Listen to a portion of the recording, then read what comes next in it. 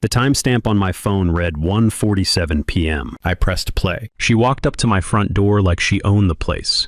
No hesitation, no looking over her shoulder. She reached into her jacket pocket, pulled out a key, and unlocked my home. Before she even stepped inside, the camera picked up audio, half a sentence, easy and certain. These residents think their front door means something.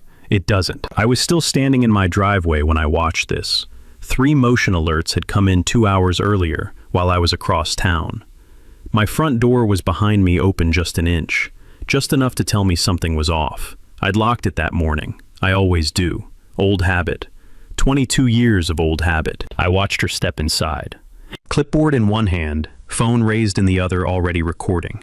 She moved through my front room with the ease of someone on a scheduled visit. Water heater, closet window screens, kitchen outlets, back hallway, panning slowly, methodically. She wasn't browsing, she was documenting. She photographed my countertops, the space under my sink, the clearance between my shed and the fence line, visible through the back window. She was building a file, on me, inside my own home. Without my knowledge, without my consent, and without a single legal authority to do any of it. Then Rex appeared. He came around the corner from the back bedroom, the way he always does, low, deliberate, silent. A 9-year-old Belgian Malinois, who spent 7 years on canine patrol, doesn't announce himself. He positions. He reads the situation. He cuts off exits and holds with the kind of patience that comes from 1,000 hours of training, in rooms a lot darker and tighter than my front hallway. He doesn't bark when he's working. He never did. Karen froze. The clipboard hit the floor. She pressed flat against the wall, back straight, arms out, eyes locked on Rex. And for about 4 full seconds, she didn't move at all. Rex stood between her and the front door, between her and the kitchen, between her and every room she might have tried to move through. He didn't touch her. He didn't need to. He just held the position, the way he'd held it hundreds of times in parking garages, and back stairwells, and property lines at 2 a.m., patient and absolute, while the person on the other end started to understand what they'd actually walked into. She ran. Out the front door, down the step, gone. She moved faster than I'd expect from someone who'd been so composed 30 seconds earlier. The clipboard stayed on my kitchen counter. The HOA lanyard was still clipped to the top. I watched the footage twice. Then I walked inside, careful not to touch the clipboard, set my keys on the hook by the door, stood in my own kitchen in the specific silence. A violated home carries, the kind that isn't really quiet at all, that hums with the wrong shape of everything familiar. Rex came and stood beside me, still alert, still reading the room, doing the slow fade down he always did after an incident resolved. I put my hand on his back for a second. He leaned in, then went to his spot by the counter. 22 years on the job builds a certain kind of stillness. Anger doesn't arrive first, the details do. And the detail that kept landing, the one I couldn't move past, was the key. Not that she'd been here, that was infuriating, but I could work with infuriating. The key, because I had never given her one. The only copy of my house key that wasn't on my key ring was the emergency master held by the HOA property management company, sealed in a lockbox, logged, available to fire department personnel in a declared emergency. Not for Karen. Not for clipboard inspections on a Tuesday afternoon.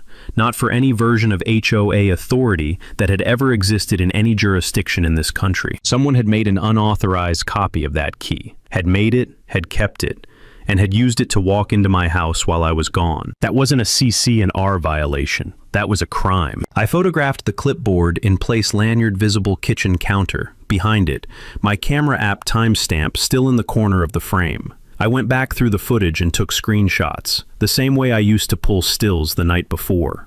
A hearing, Karen at the door, key in hand. Karen, inside, phone raised. Karen, meeting Rex. Karen, leaving without the clipboard she'd walked in with. I thought about something Gerald Hoffman had mentioned to me a few weeks back, almost in passing. The way people in this neighborhood mention things they weren't sure they were allowed to say out loud. He'd told me Karen had stopped by his place while he and his wife were out. He'd said it carefully, quietly, the way someone describes something they've already accepted as normal, because they don't know it isn't. I was starting to understand what that meant, and I had a feeling he wasn't the only one. I didn't call anyone. I didn't send a single message. I made coffee, stood at my counter with my screenshots, and let the whole shape of it settle into something I recognized. In 22 years of law enforcement, I'd watched this specific mistake get made by people in small positions of local authority who had confused their title with actual power. They always chose the same type of target, whoever had been the quietest, whoever seemed the least likely to understand what they had the right to do. They always mistook quiet for helpless. In 22 years on the job, I'd seen people make the exact same mistake Karen made that afternoon, confusing a title with immunity. She was about to get a very clear lesson on the difference. Rex had settled by the time I finished my coffee. Head down, eyes half closed, the work done and filed away, the way he'd always filed it, completely without drama. I looked at the name printed at the top of the clipboard she'd left behind. Karen, board president. 9 years she'd been running this neighborhood without anyone pushing back. She picked the wrong house to walk into. I moved into the subdivision 18 months before any of this happened. Retired, done, finished. 22 years in law enforcement, the last 14 running K-9 operations, and I was ready for a porch and a yard, and a neighborhood quiet enough that the loudest thing I'd hear on a Tuesday afternoon was Rex snoring. I knew there was an HOA. I'd read the disclosure. I'd reviewed the CC and Rs before I signed, which I would later learn made me unusual in this particular zip code. What I did not know was Karen. Nobody introduces you to Karen. You just start receiving her notices. The first one arrived 11 days after I moved in. Grass height, 3.7 inches. Acceptable maximum, 3.2. The notice was printed on HOA letterhead, signed by Karen in ink, not stamped, not digital. Signed with a handwritten note at the bottom. First and final warning. Fine. Schedule begins at violation 2. I stood in my driveway and read it twice. The grass had been cut 5 days earlier. I measured it with a tape measure I still had in the moving box. She was off by a ½ inch. I filed the notice and said nothing. The second notice came 8 days later. My truck was parked in my driveway, on my property 2 inches past the front edge of the concrete pad. Vehicular encroachment onto association-adjacent easement. Fine pending, unless resolved within 48 hours. I moved the truck forward 2 inches. I said nothing. The third notice was about my porch light, wattage. I remember standing at my front door at 9 on a Sunday morning, reading a citation about my porch light wattage, and thinking, someone spent time on this. Not a form letter, a measured, documented signed citation about a light bulb. I filed it with the others. What I was doing without fully naming it yet was what I'd done for 22 years cataloging. When something's going to become a problem, you don't react. You record. You let the pattern develop. You let the other person show you who they are before you decide what to do about it. Karen showed me consistently over 18 months. She had been board president for 9 years when I arrived. Long enough to have built the operation with precision, the weekly violation patrol's clipboard in hand, every Saturday morning between 8 and 10. The email blasts sent to the full neighborhood list 96 homes. Everyone CC'd naming specific addresses and their violations in the subject line. The fine schedule that started at $50 and doubled at 30 days, then again at 60. People paid. Not because the fines were legally enforceable in every instance, several weren't, but because they didn't know that, and Karen never told them. I started asking questions about 3 months in. Carefully, the way you ask questions when you're new somewhere, and you don't want to tip your hand. A few conversations in driveways, a wave that turned into a 10-minute talk. What I heard was consistent across every house I spoke to. People were tired, people were afraid, and people had simply stopped expecting anything to change. Gerald Hoffman told me something that stayed with me. He and his wife Dorothy live 4 houses down, both in their late 70s. Both the kind of people who bring tomatoes from their garden to the neighbors and sit on their porch every evening at 6, because they've sat there every evening at 6 for 30 years. Gerald mentioned almost sideways in a conversation about something else, that Karen had stopped by their place while they were out one afternoon. He said she'd had a look around. He said it the way people say things they've filed under, "That's just how it is here." I made a note of it. After the 5th or 6th notice, a citation about the reflectivity of my mailbox post, which is not a sentence I ever expected to write, I did something I hadn't bothered to do since I moved in. I sat down with the actual CC and Rs, the full document, all 41 pages. I found what I was looking for on page 23. Section 8.4, right of entry for interior inspection. 1 paragraph. The relevant sentence was straightforward enough that it required no legal training to understand interior inspection of a residence requires 48 hours written notice delivered to the homeowner, followed by explicit written consent from the homeowner. No consent, no entry. No exceptions enumerated. No emergency override clause. No operational authority granted to the board president or any board member for unilateral access. No exceptions. I read it again. Then I read the fine schedule, the patrol protocols, the board authority provisions. I read everything Karen had been citing in her notices and compared it to what the document actually said. The picture that assembled itself was not complicated. Karen had spent 9 years building a system of authority that looked like it came from the CC&Rs, but in several key places simply didn't. She'd added language and verbal interactions in notices in the implied weight of her title that the document never granted her. The system worked because nobody checked. Nobody read the 41 pages. Nobody compared what she said to what was written. She'd built a small kingdom on the assumption that the residents she was governing would never look at the deed. I set the CC and Rs on my desk, opened to page 23, and I left them there. I thought about Gerald Hoffman. I thought about what "she stopped by while we were out" actually meant in the context of what I just read. I thought about how many times in 9 years Karen had walked into a home that wasn't hers under the cover of authority she'd manufactured herself. And I thought she'd built a system that worked perfectly as long as no one ever read the actual document. I'd read it. 2 days after I watched the footage, Karen knocked on my front door. Not the side gate, not a notice in the mailbox. A knock. Direct, deliberate, 3 sharp raps. The knock of someone who expects the door to open immediately. I'd been half expecting it. Not the knock specifically, but the move. In my experience, people who do something they know is wrong don't disappear afterward. They double down. They come back with paperwork and posture and the confident forward momentum of someone who has never once been challenged on their version of events. I opened the door. She looked exactly the way I'd watched her look on the footage. Composed, clipboard in hand, dressed like she was about to chair a city council meeting. She had a printed document folded in thirds, held out toward me before she'd even said hello. "Mr. Calloway, I'm here regarding a notice of violation." I took the document. I unfolded it and read it the way I used to read incident reports, top to bottom, nothing skipped. The header read, Section 4.7, Interior Compliance Violation. Below that, failure to permit scheduled interior safety inspection. Below that, a fine of $300, with a note that the amount would double at 30 days if unresolved. I read it twice. Then I looked up. Can you show me where in the C&RS section 4.7 authorizes interior entry without homeowner consent? Something shifted in her expression. Not much, she'd had 9 years of practice at this, but enough. A slight tightening. The look of someone who has been asked a question they weren't expecting from the person they were expecting least. HOA presidents have operational authority, she said. You don't need to understand every subsection. You just need to comply. I nodded slowly. I said nothing. She took that as an opening.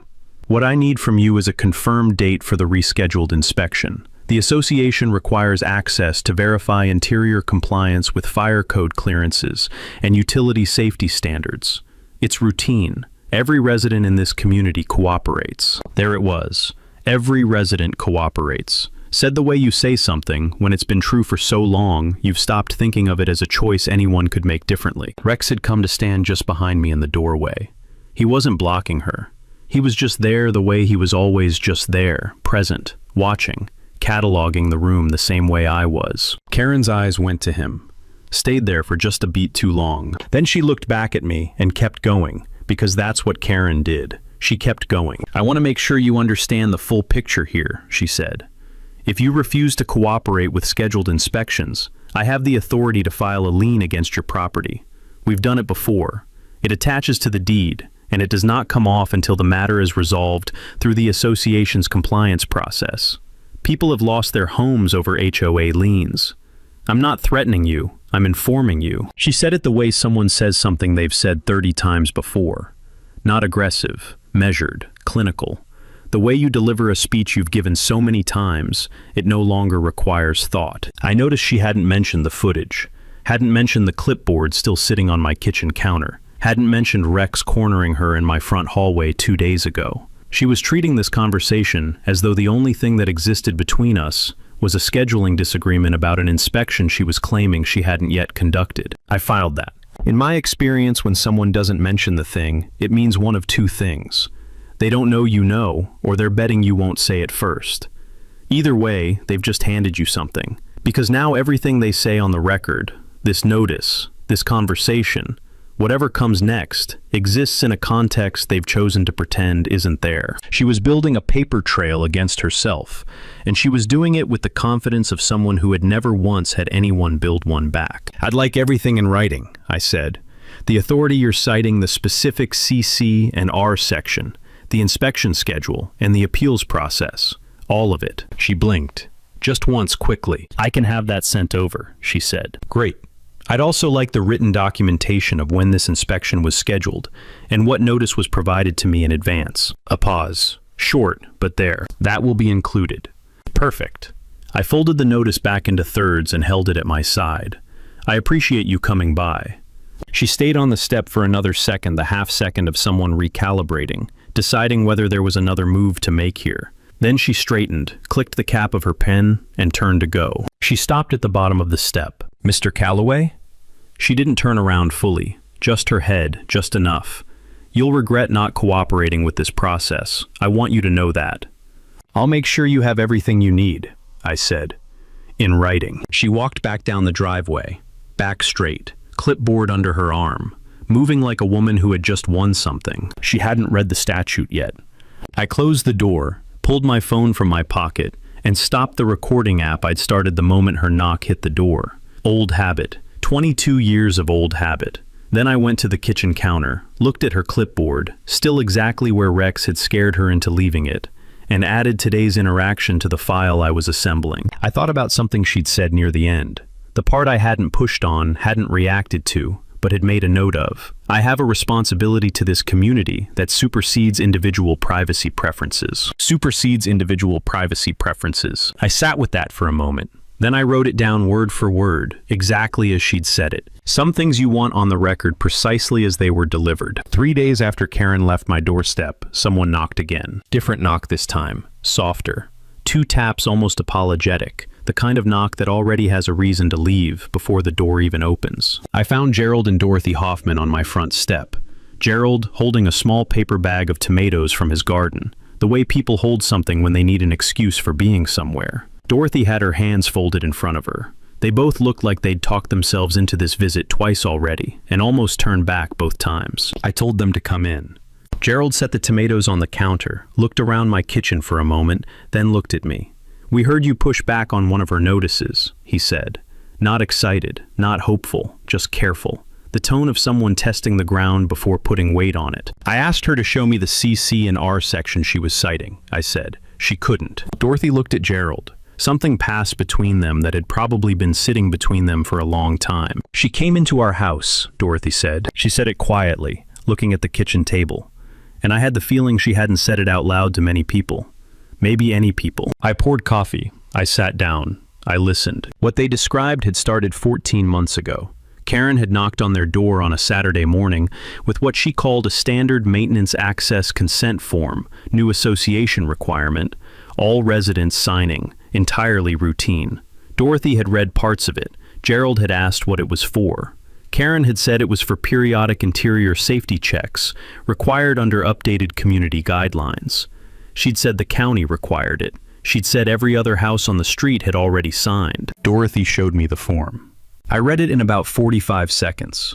It was not a county document.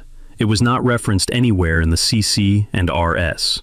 It had been typed on HOA letterhead, signed at the bottom by Karen as board president, and it contained a clause buried in the 3rd paragraph granting the board president reasonable access to the interior of the residence at such times as deemed necessary for community safety compliance. Reasonable access at such times as deemed necessary. Written by Karen, authorized by Karen, signed off by the people it was being used against. "Did she tell you there was a fine if you didn't sign?" I asked. Gerald nodded. $500. Non-cooperation with safety protocols.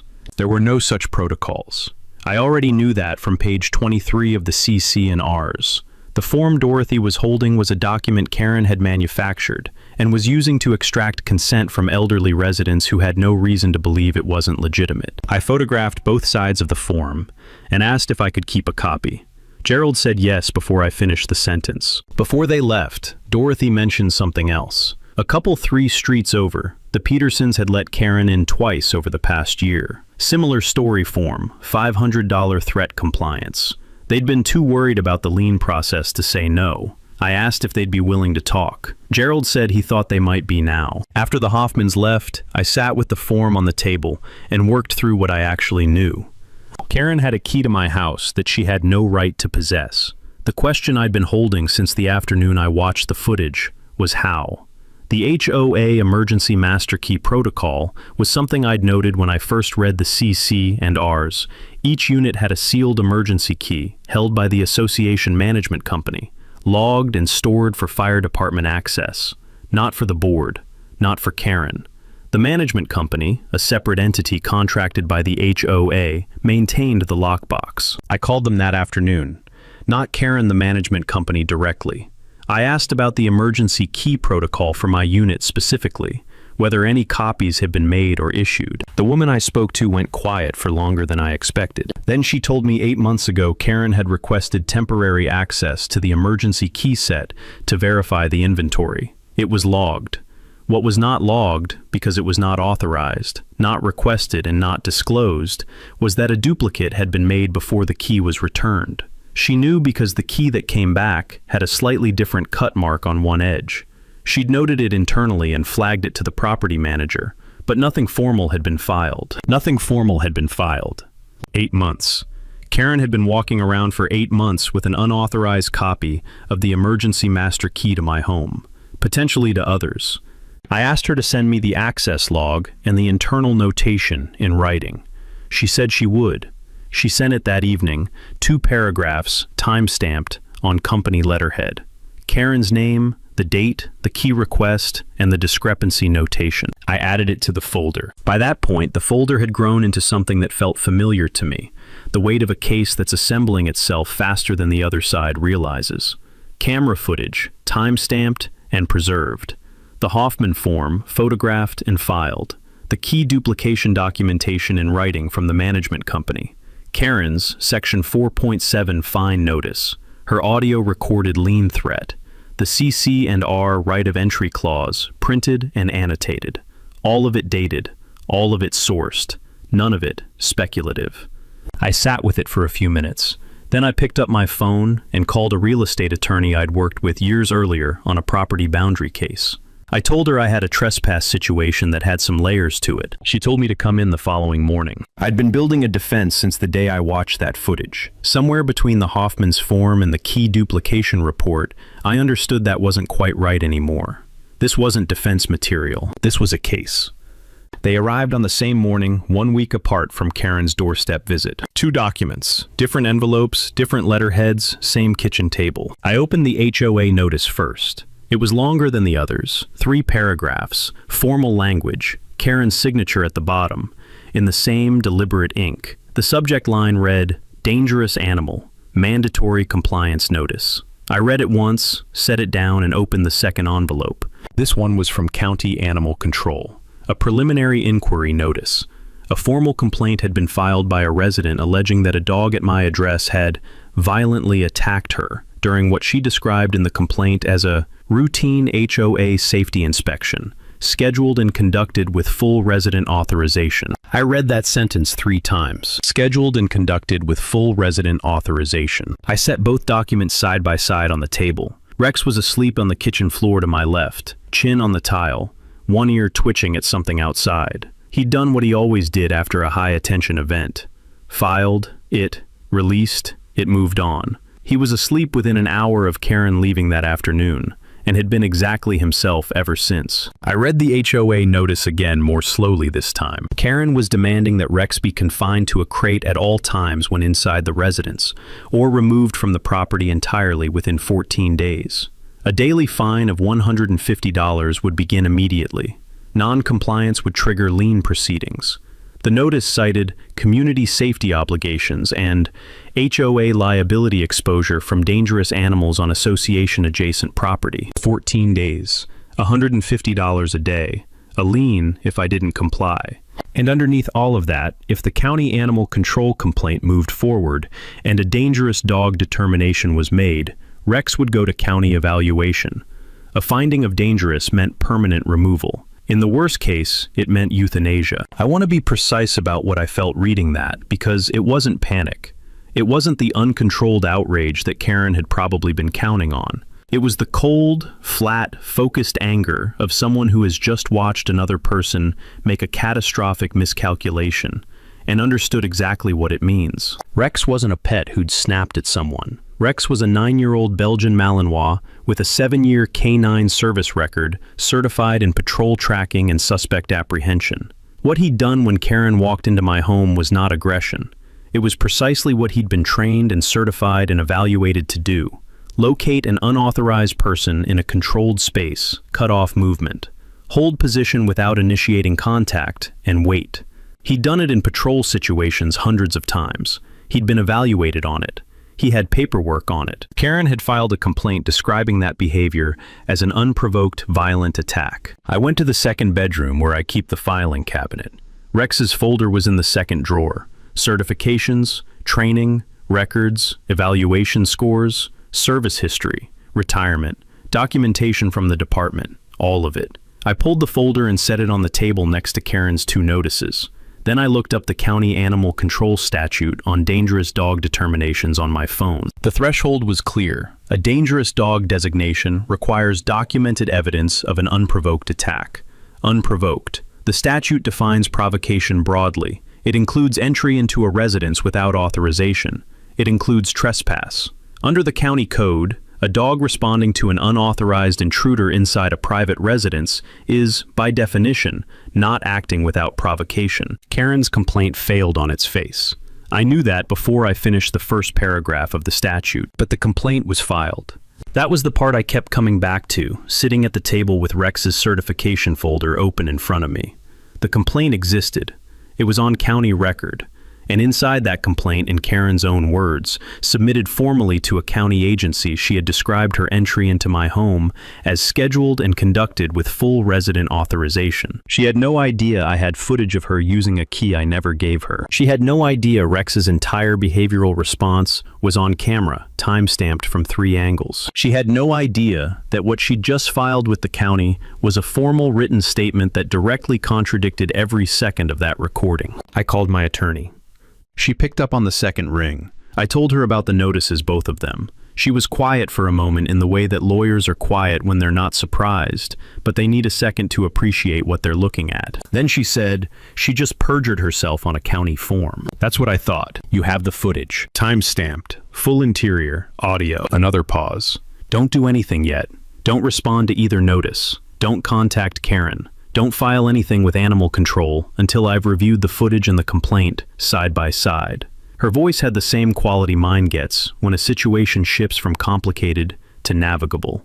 She filed a sworn statement to a county agency. If your footage shows what you're describing, that complaint isn't just wrong, it's evidence. I told her I'd bring everything in the morning. After I hung up, I sat with Rex for a while. He'd woken up at some point during the phone call and was watching me from the floor with the patient, even attention he always had. Not worried, not reading distress in me, just present the way he'd always been present. I thought about Karen writing that complaint, sitting somewhere in this neighborhood, in whatever room she wrote these things in, typing out violent attack and full resident authorization, with the ease of someone who had never once been asked to prove anything she'd said. She'd been filing complaints for 9 years without anyone filing back. Karen had filed a complaint accusing a retired police K9 of unprovoked aggression against a trespasser.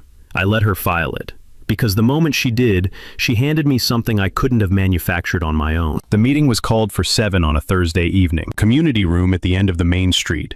A beige rectangle with folding chairs and fluorescent lighting that had probably hosted 100 of these before. I arrived 8 minutes early. 12 residents were already seated.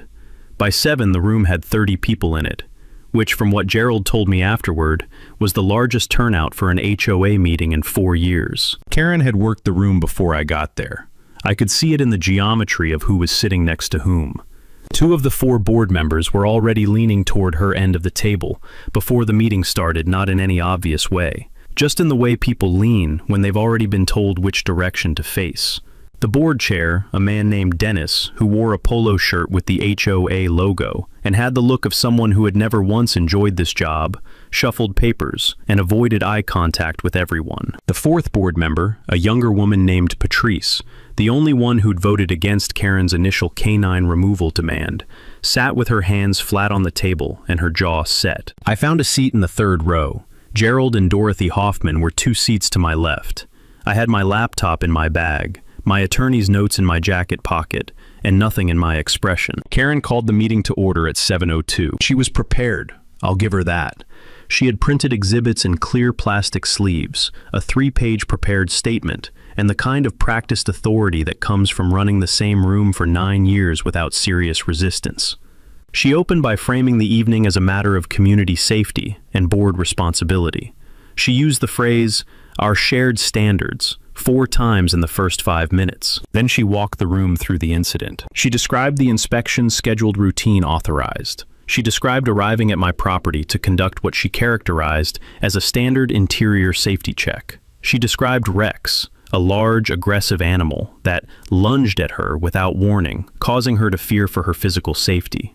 She described retreating from the property and filing the appropriate county complaint as her responsibility as board president. She did not say how she got inside. She never used the word key. She said the entry had been facilitated through standard association access protocols.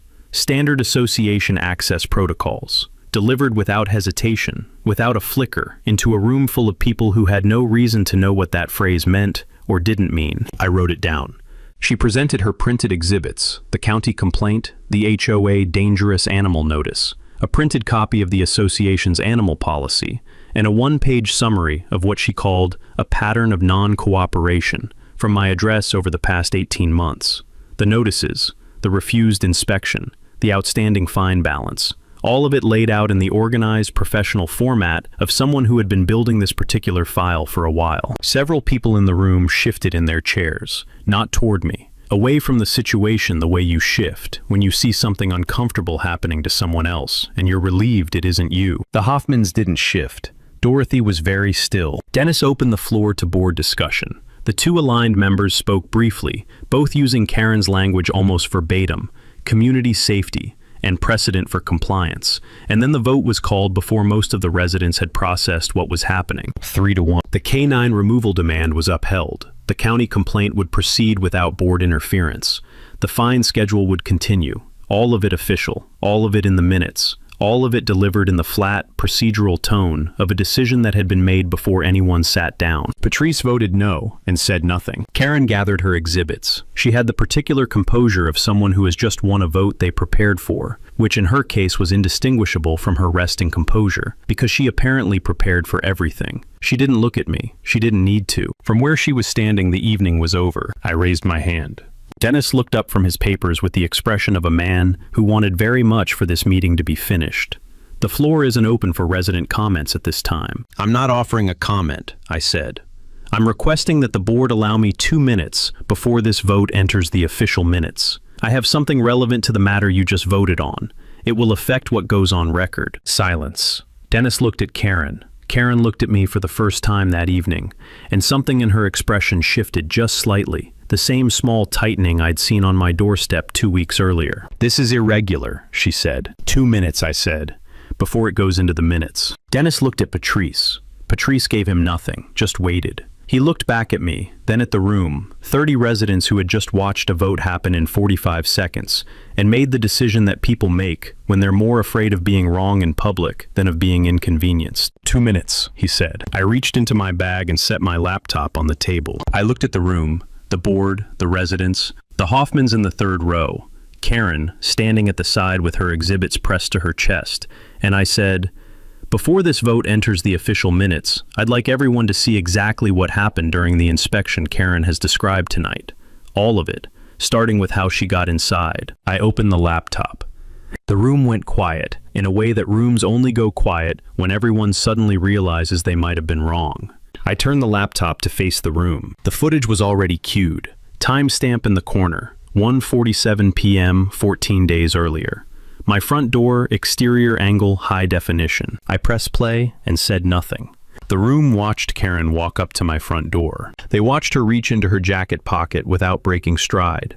They watched her produce a key, not a code, not a fob, a cut metal key, and slide it into the lock with the ease of someone who has done something so many times it no longer requires thought. They watched my front door open. They watched her step inside my home. Nobody spoke. The folding chairs didn't creak. I heard the fluorescent light above the back row buzzing, and I had not heard it once in the previous 50 minutes. I let it run. The interior footage picked up automatically motion-triggered 4 angles. The room watched Karen move through my front hallway, with her phone raised, panning slowly. Kitchen outlets, water heater, window screens. The clearance between the back wall and the utility shelf. Deliberate, methodical. The behavior of someone conducting a search, not responding to an emergency. Then the back hallway, then Rex. He came around the corner the way he always did, low, silent, reading the space in the half-second before anyone else in the room would have registered he was there. I heard someone behind me pull in a breath when he appeared on screen. He moved to the center of the hallway and stopped. He didn't bark. He didn't lunge. He positioned, body angled, weight balanced, blocking every path forward. Karen's back hit the wall. The clipboard dropped. She was out the front door in under 6 seconds. I paused the footage. The room was still completely quiet. I looked at Dennis first. His hands were flat on the table, his prepared agenda turned face down. His expression the careful blank of a man rapidly reassessing a situation he thought he understood 20 minutes ago. Then I looked at Karen. She was standing exactly where she'd been standing when the vote was called. Exhibits pressed to her chest, posture straight. But something had changed in the geometry of the room around her. The 2 board members who had voted with her were no longer leaning in her direction. They were looking at the table. That key, I said, was an unauthorized duplicate of the HOA emergency master. The management company has it in writing. The access log, the return date, and the notation that the key came back with a different cut mark than it left with. I slid the management company letter across the table to Dennis. 1 page. Letterhead, timestamp, Karen's name, the discrepancy. That's the document. Dennis picked it up. He read it.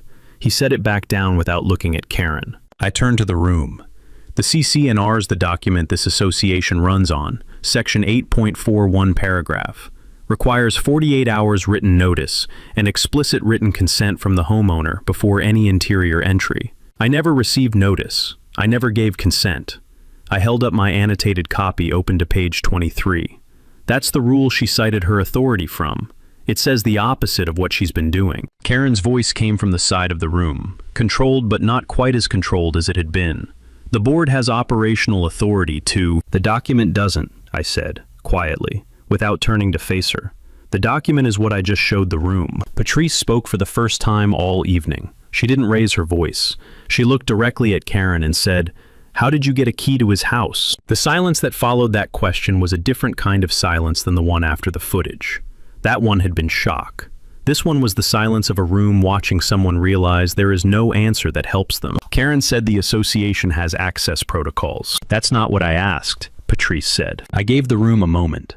Then I set the county animal control complaint on the table, Karen's complaint, the one she'd filed the previous week. I slid it to Dennis the same way I'd slid the key letter. This is the complaint she filed with county animal control, I said.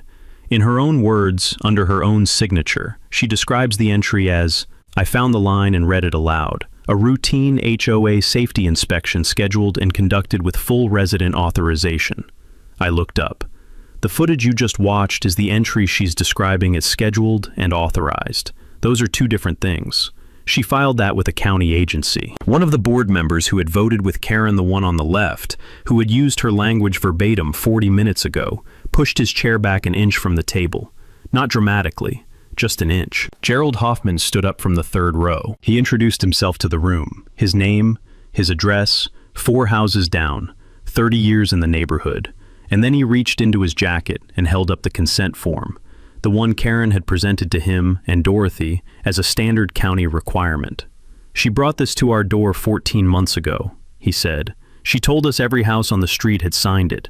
She told us there was a $500 fine if we didn't. He looked at the board. It's not in the CC and Rs. We checked. Dorothy, still seated, reached over and put her hand on his arm. Not to stop him, just to be there. Two other residents spoke after Gerald, both from different streets. Same form, same $500 threat, same every other house is already signed. Their voices were steady in the way that voices are steady when people have been waiting a long time to say something in a room where they finally feel safe saying it. Karen had stopped trying to speak. I looked at her once, just once, directly. And then I looked at Dennis. I've filed a police report for criminal trespass and unauthorized key duplication, I said. The county animal control complaint will be withdrawn once the investigating officer reviews the footage. I'd like the board's canine removal demand rescinded tonight in writing before I leave this room. I said it the way I used to deliver findings in a case review, not as a request, not as an argument, just as the next logical step in a sequence that had already concluded. Then I added the part I hadn't said in this neighborhood to anyone yet. Not because I'd been hiding it strategically. I just never needed it before tonight. I spent 22 years in law enforcement. The last 14 running canine operations. Rex worked alongside me for 7 of those years. I paused. What you saw on that footage is a retired police canine doing exactly what he was trained and certified to do inside a private residence in response to an unauthorized intruder. I set Rex's certification folder on the table, open to the behavioral evaluation page. That's not aggression. That's the job. The room stayed quiet. Patrice reached for the certification folder. She looked at the evaluation page for a moment, then looked at Karen. I'm moving to rescind the canine removal demand, she said, immediately and in writing. And I'm moving to open a formal board investigation into unauthorized entries conducted under color of HOA authority. She looked at Dennis. Do I have a second? Dennis looked at the 2 board members to his left. They said nothing, but they didn't say no either. He looked at his agenda face down on the table. Then he looked at Patrice. Seconded, he said. Karen set her exhibits on the chair beside her. The plastic sleeves, the prepared statement, the printed summaries she'd walked in with. She set them down, and she did not pick them up again. The rescission was in writing before I left the building. Dennis typed it on his laptop at the meeting table, while the room was still half full. Patrice read it over his shoulder, made him add a line about the formal board investigation, and then they both signed it. He handed me the printed copy without meeting my eyes. I folded it and put it in my jacket pocket next to the attorney's notes I hadn't needed to unfold. I drove home. Rex was on his mat by the back door when I got in. I let him out into the yard, made a cup of coffee, and stood at the kitchen window, watching him move through the grass in the dark, the way he always did, the slow, methodical sweep of an animal that has never once been in a hurry, when there was nothing to be in a hurry about. I thought about calling my attorney.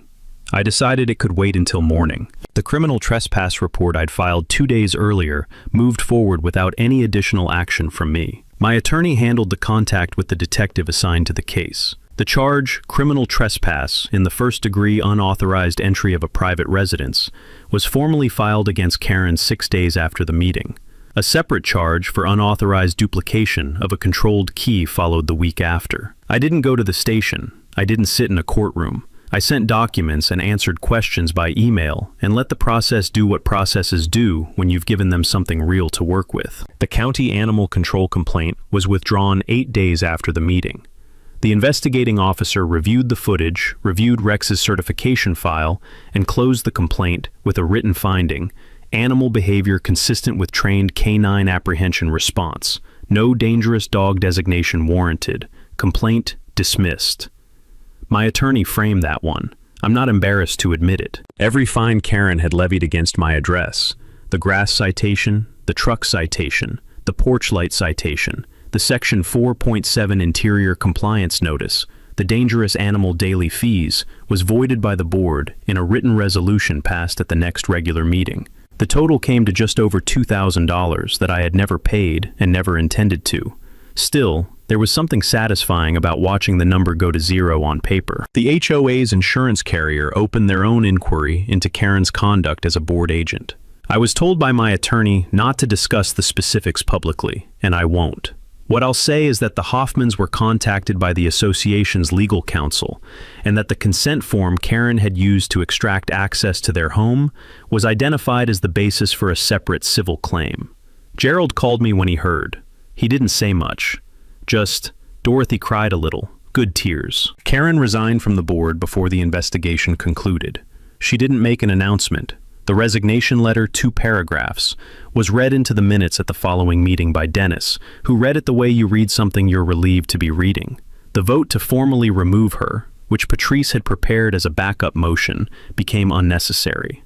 Sometimes the wall comes down before you have to push it. The neighborhood changed in the way that neighborhoods change when a pressure that has been present so long it became background noise finally lifts. People talked in driveways again. The Saturday morning patrol stopped. The email blasts stopped. At the next open meeting, the first one since Karen's resignation, 14 residents showed up, and every single one of them spoke. Some of them had been sitting on things for years. Gerald and Dorothy proposed a resident oversight committee with rotating membership and a requirement that all board decisions above $500 be posted publicly for comment before passage. It passed unanimously. Patrice was elected board president 3 weeks later. She sent me a text that said, "You know this means I'm going to actually have to read all 41 pages, right?" I told her to start with page 23. The fines stopped. The notices stopped. I went 2 full months without a piece of HOA correspondence arriving in my mailbox, which in this neighborhood was apparently unprecedented. I want to tell you it felt like victory.